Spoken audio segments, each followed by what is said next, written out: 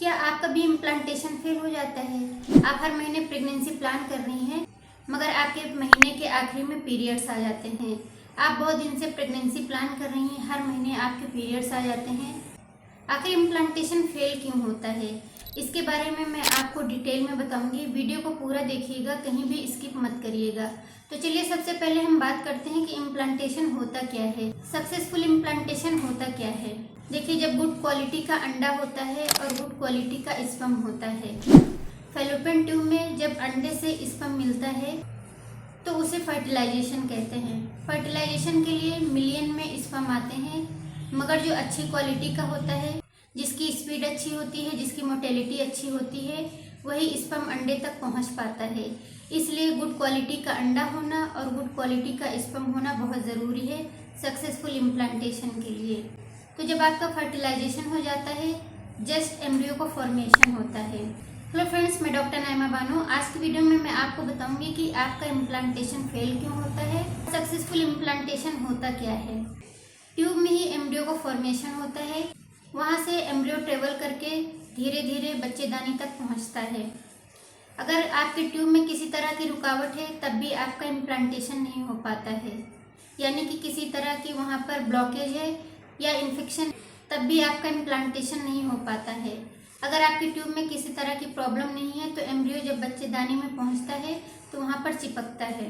बच्चेदानी की अंदर वाली लेयर, जिसे एंडोमेट्रियम कहते हैं, वहां पर चिपकता है। वहां पर चिपकने के लिए एंडोमेट्रियम की थिकनेस कितनी होनी चाहिए? 8 mm से ज़्यादा होनी चाहिए। अगर 8 mm से आपके एंडोमेट्रियम की थिकनेस कम है तो आपका इम्प्लांटेशन नहीं हो पाता है। इसलिए आपके एंडोमेट्रियम की थिकनेस 8 mm या 8 mm से ज़्यादा होनी चाहिए।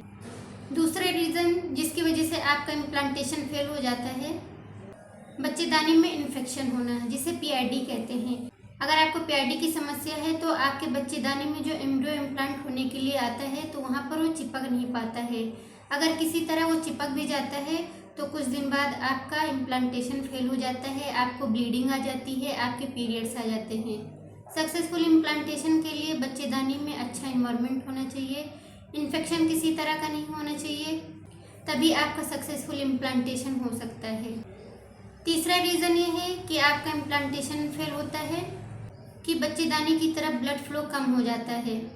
अगर किसी वजह से आपके बच्चेदानी की तरफ ब्लड फ्लो कम होता है तो आपका इम्प्लांटेशन फेल हो जाता है, क्योंकि सक्सेसफुल इम्प्लांटेशन के लिए जब आपका बच्चा इम्प्लांट होता है तो उसको अच्छी मात्रा में ब्लड फ्लो चाहिए, जिसकी वजह से वो अपना न्यूट्रिशन ले सकता है और वहाँ पर ग्रो कर सकता है।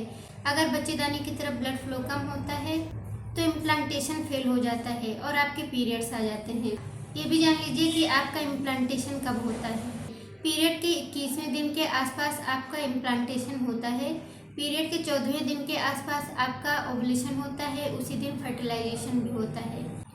जिस दिन आपका फर्टिलाइजेशन होता है उसके 1 हफ्ते बाद आपका इम्प्लांटेशन होता है, यानी कि फर्टिलाइजेशन आपका 14वें दिन के आसपास होता है और पीरियड के 21वें या 22वें दिन के आसपास आपका इम्प्लांटेशन होता है।